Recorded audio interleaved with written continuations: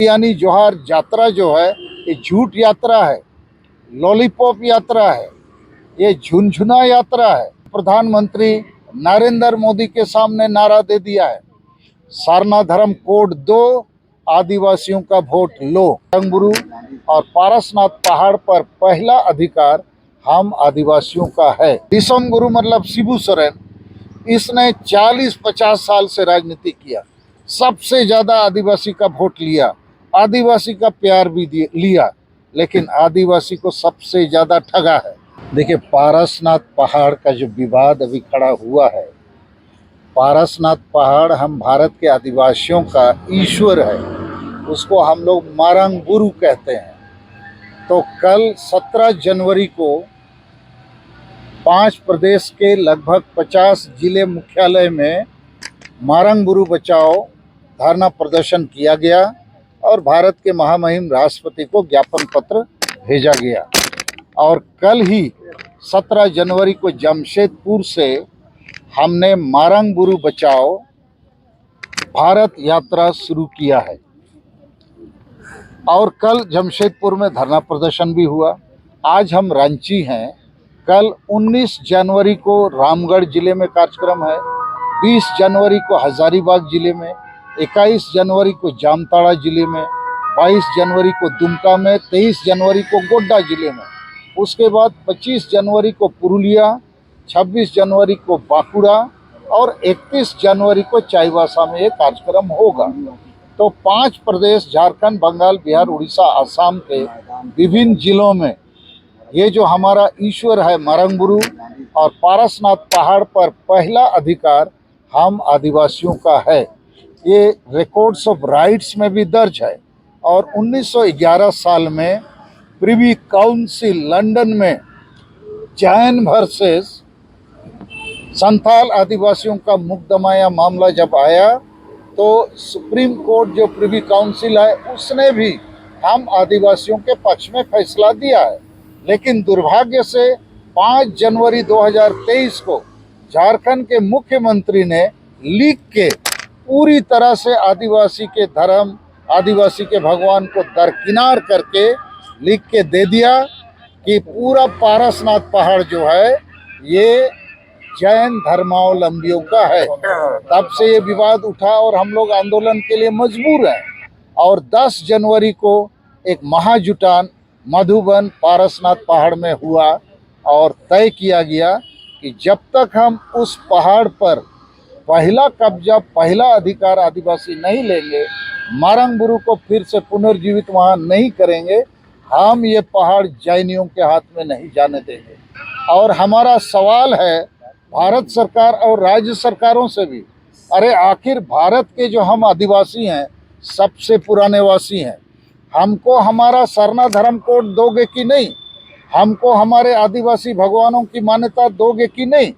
तो अभी हम लोग 2023 साल में हर कीमत में सरना धर्म कोड को भी लेके रहेंगे। इस रणनीति के तहत काम कर रहे हैं और इसलिए हमने माननीय प्रधानमंत्री नरेंद्र मोदी के सामने नारा दे दिया है, सरना धर्म कोड दो, आदिवासियों का वोट लो, अन्यथा ये भारत के आदिवासी आपको वोट क्यों देंगे जब अब हमको संविधान सम्मत अनुच्छेद 25 के तहत हमारी धर्म का मान्यता नहीं दे सकते हैं। मारंग गुरु के नाम पर हमारे भगवान की सुरक्षा आप नहीं कर सकते हैं। तो ये दोनों मुद्दे अहम हैं। तीसरा मुद्दा, ये जो झारखंड सरकार, कल से हमने मारंग गुरु को बचाने का अभियान शुरू किया है। कल से हेमंत सोरेन सरकार ने खतियानी जोहार यात्रा शुरू किया है। हम आदिवासी को बचाने की यात्रा कर रहे हैं और वो आदिवासियों को बेचने की यात्रा कर रहे हैं। 1932 का खतियान कभी लागू नहीं हो सकता है, पहले ही झारखंड हाईकोर्ट ने इसको खारिज किया हुआ है। हेमंत सोरेन सरकार ने खुद बजट सत्र 2022 विधानसभा में कहा था कि खतियान आधारित नियोजन नीति नहीं बन सकती है, क्योंकि झारखंड हाईकोर्ट का तलवार गले में लटकी हुई है। तो अभी फिर कैसे लागू होगा जी? तो अभी भी लागू नहीं हुआ है, केवल कैबिनेट और विधानसभा से पारित है। अब मुख्यमंत्री क्या कहते हैं, हम इसको दिल्ली भेजेंगे, नवी अनुसूची में शामिल करेंगे। तो स्थानीय नीति, आरक्षण नीति, नियोजन नीति बनाने का अधिकार और दायित्व राज्य सरकार का होता है। तो राज्य सरकार इसको लागू नहीं कर सकती है और अपना दायित्व भेज रही है भारत सरकार को, अर्थात ये ब्लेम गेम है। हम तो नहीं कर सकते हैं, भारत सरकार समझे, ऐसा करके झारखंड के शिक्षित बेरोजगारों को ये धोखा देने का काम कर रही है, 32 के नाम से झुनझुना थमाने का। तो इसका हम लोग विरोध करते हैं। विकल्प में हमने कहा है कि झारखंड सरकार के पास जितनी नौकरियां हैं उसका 90% हिस्सा ग्रामीण क्षेत्रों को आवंटित कीजिए और आवंटित नौकरी को प्रखंड वाइज कोटा बना दीजिए। जो प्रखंड थोड़ा बड़ा होगा ज़्यादा लेगा और उस प्रखंड के ही आवेदकों से भरिए। उसी प्रखंड के आवेदक उस प्रखंड में जो कोटा तय होगा उसको भरेंगे। इसमें कोई खतियान की ज़रूरत नहीं है और उस प्रखंड में जातिगत आधार से जो अनुपात होगा उस आधार पर नौकरी बांट दीजिए। तो हम आप मीडिया के मार्फत से झारखंड की जनता को बताना चाहते हैं, एक खतियानी जोहार यात्रा जो है ये झूठ यात्रा है, लॉलीपॉप यात्रा है, ये झुनझुना यात्रा है, ये कभी लागू नहीं हो सकती है। दूसरी कॉमन सेंस की बात है, जेएमएम या यूपीए सरकार की कोई प्रस्ताव को एनडीए सरकार बीजेपी क्यों पास करेगी, इसका पीठ क्यों थपथपाएगी, और ये ऐसे भी संविधान सम्मत नहीं है।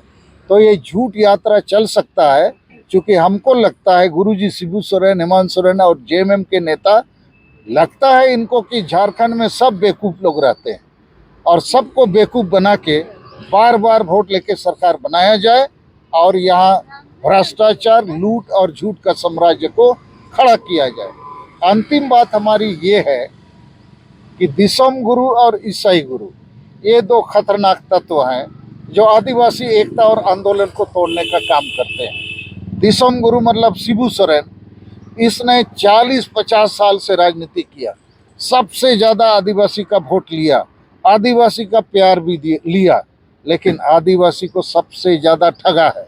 1993 में 3.5 करोड़ रुपया लेके झारखंड को बेचा। अभी बेटा भगवान को भेज दिया पारसनाथ पहाड़ में परम गुरु के नाम से।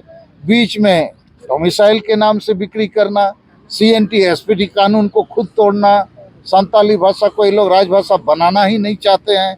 सरना धर्म कोड के मामले में भी सरना धर्म कोड की जगह सरना आदिवासी धर्म कोड पास कर दिया, बिना राज्यपाल के भेज दिया दिल्ली और लड्डू बांट लिया कि सरना धर्म हो गया। तो ये सब जो ठगने का काम गुरुजी शिबू सोरेन और जेएमएम करते हैं, इससे लोगों को बचाना होगा, अन्यथा लोग एक अंधभक्ति की तरह उनके गले लगे हुए हैं और ये लोग आदिवासी का नरसंहार कर रहे हैं। संताल परगना को बेच दिया ईसाई और मुसलमानों के हाथ में वोट बैंक के लिए। कुर्मी महतो को भी एसटी बनाने का काम यही जेएमएम षड्यंत्र के तहत किया है। तो कुर्मी को एसटी बनाएगा तो हम असली आदिवासियों का क्या होगा।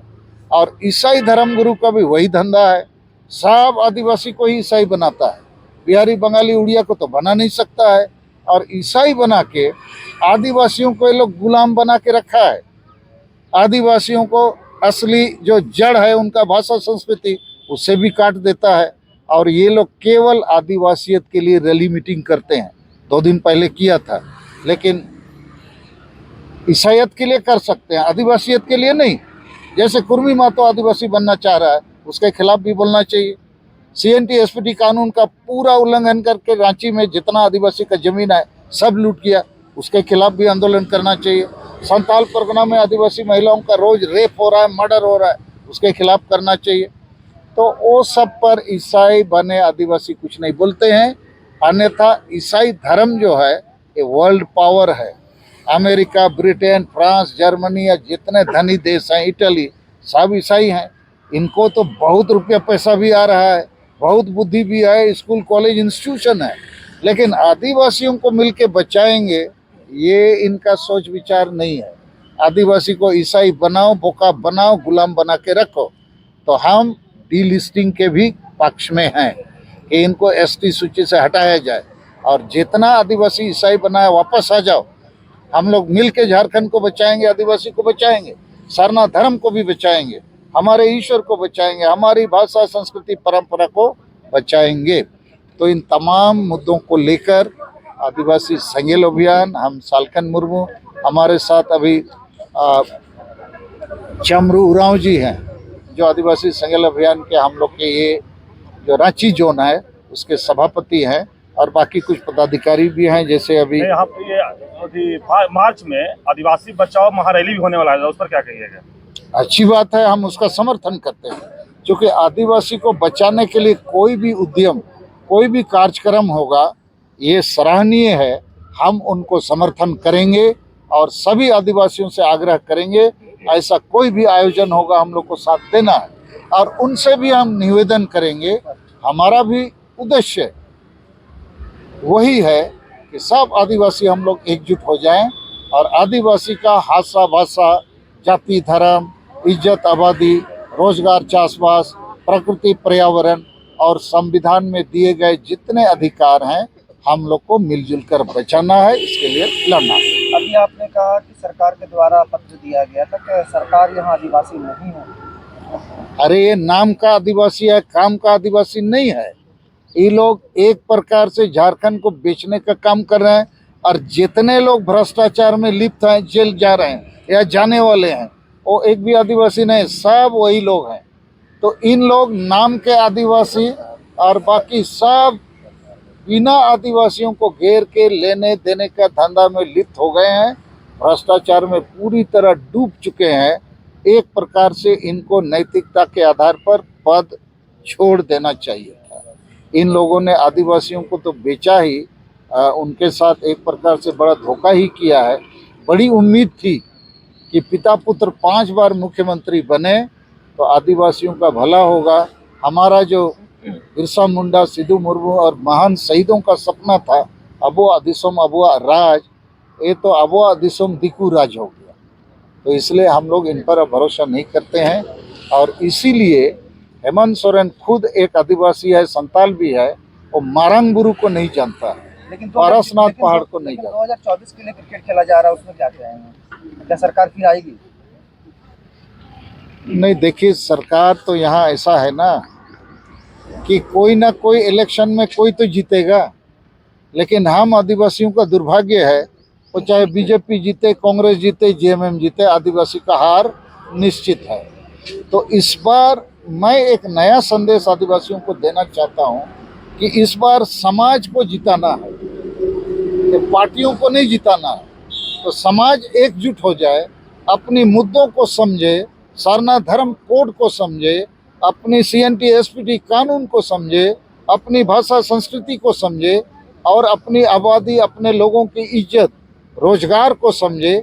इसके लिए पहले वो गोलबात हो जाए, वो पार्टी के पीछे पीछे ना दौड़े, पहले आदिवासी समाज के लिए, उनके मुद्दों के लिए एकता बनाएगा तो पार्टियों को हमारे पीछे आना पड़ेगा।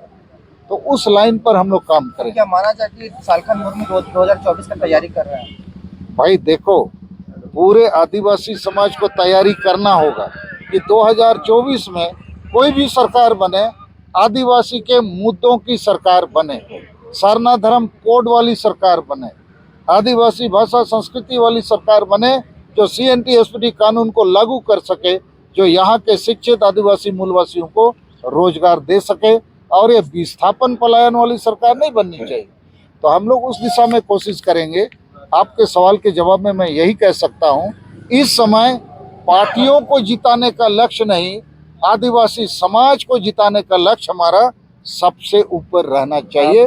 और उस दिशा में रांची में अभी कई आदिवासी संगठन सक्रिय हैं, मैं सबका समर्थन करता हूं, उनको मेरी तरफ से शाबाशी है और सपोर्ट है कि इसको और आगे बढ़ाया जाए।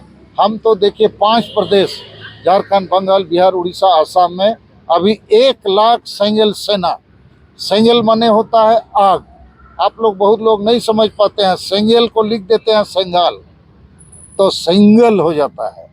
तो सिंगल माने तो एक हो गया, सेंगल का माने आग होता है, और आग का माने यहाँ सशक्तिकरण, इम्पावरमेंट, ट्राइबल इम्पावरमेंट कैंपेन। कहा कि झारखंड में जो सरकार है उसका प्रस्ताव को क्यों मानेगी एनडीए सरकार? तो इसी सरकार ने सरना धर्म कोड की भी सिफारिश की थी। आप भी कह रहे हैं कि सरना धर्म कोड दो और वोट लो। तो ऐसी स्थिति में अगर सरकार दे देती है, केंद्र सरकार, तो इस सरकार की शाबाशी नहीं, इसने सरना धर्म कोड नहीं मांगा है। जनता को तो सरना धर्म कोड ही पता अरे चला है। ये तो जनता को झूठ का मार्केटिंग ये करते रहते हैं ना।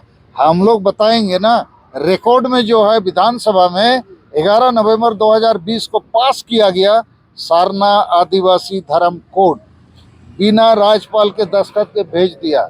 तो फिर वो वापस आ गया होगा, कहीं पर रिपोर्ट में छुपा होगा, वो वहाँ गया ही नहीं है ना। तीसरी बात, जेएमएम पार्टी उसके बाद पूरा लड्डू बांटा, खूब खुशी मनाया, हो गया। तो क्या हो गया? और उसके बाद हमको तारीख याद है 26 सितंबर 2021 सर्वदलीय प्रतिनिधिमंडल दिल्ली गया था माननीय गृह मंत्री अमित शाह से मिलने कि जातीय जनगणना पर हम लोग बात करेंगे और सरना धर्म कोड पर भी बात करेंगे। जातीय जनगणना पर बात इन्होंने की, अमित शाह ने कहा यह संभव नहीं है, और सरना धर्म पर तो बात ही नहीं किया। अभी भी यदि जेएमएम पार्टी सरना धर्म कोड के लिए ईमानदार होती, वो भी आंदोलन कर सकती है ना, पूरे भारत सरकार पर दबाव लगा सकती है। ये करने वाले नहीं है, ये ठगबाज हैं, ये आदिवासी भोले वाले लोग हैं। उनका वोट लेते रहो, और ये अच्छे काम के लिए वोट नहीं लेते हैं। हानिया, दारू, चखना, रुपया, पैसा, फुटबॉल जर्सी, नाचनी नाच, मुर्गा पाड़ा करा के वोट लेते हैं। यही इनका धंधा है। लेकिन बहुत लोग सोचते हैं गुरुजी बहुत महान है। अरे क्या का महान है? गुरुजी आज तक झारखंड अलग राज्य को बेचने के सिवाय और कौन सा काम किए नीतिगत जिससे आदिवासी समाज में कोई परिवर्तन आया? आदिवासी समाज आज भी नशेपन, अंधविश्वास, डायन प्रथा, ईर्ष्या द्वेष, वोट को हड़िया दारू में बेचना और ना समझी के चलते वो गांव में वो एक प्रकार से वो टूट चुका है। वो अंधेरे के गर्त में, नशे में जा चुका है। और ये जेएमएम जैसी पार्टी, पिता पुत्र 5 बार मुख्यमंत्री बने, ये चाहते तो नशापन को दूर करने का अभियान चला सकते थे। बिहार में शराबबंदी का कार्यक्रम चल रहा है, कितना सफल असफल है वो अलग बात है, लेकिन मोरल ड्यूटी है झारखंड सरकार का, शराबबंदी यहाँ भी लागू करना चाहिए। लेकिन ये लोग शराब का दुकान बोल रहे हैं, घर घर में ऑनलाइन सप्लाई होगा। माने आदिवासी ऐसे ही मर रहा है शराब पी के, उसको मार ही डालो। तो ये जो गुरुजी दिसम गुरु शिबू सोरेन, हेमंत सोरेन और जेएमएम पार्टी, मुझे लगता है इनको आदिवासी समाज से केवल वोट चाहिए, समाज का उद्धार नहीं चाहिए। और इस प्रकार झारखंड ही ऐसा राज्य है जहां आदिवासी आबादी घट रही है। पूरे देश में आबादी बढ़ रही है, सभी राज्य में बढ़ रही है। यही एक अभागा राज्य है जहां आबादी घट रही है। और दूसरा एक रिकॉर्ड कल ही पेपर में पढ़ा, आदिवासियों के लिए 135 करोड़ रुपया था, खर्च किया कितना? 13 करोड़। तो ये बेकार की सरकार है, लूटपाट में मस्त है। चोर डकैत लोग मुख्यमंत्री के चारों ओर माने मिले हुए हैं, जुटे हुए हैं। हमको तो लगता है तो मौज कर रहे हैं। तो इसलिए ये जो खतियानी जोहार यात्रा है, इसका विरोध होना चाहिए। हम विरोध करते हैं। ये झूठ यात्रा है, भ्रष्टाचार का यात्रा है, लोगों को एक प्रकार से ब्लैकमेल करने का यात्रा है। wartatimes.co.in सबकी वार्ता, सच की वार्ता।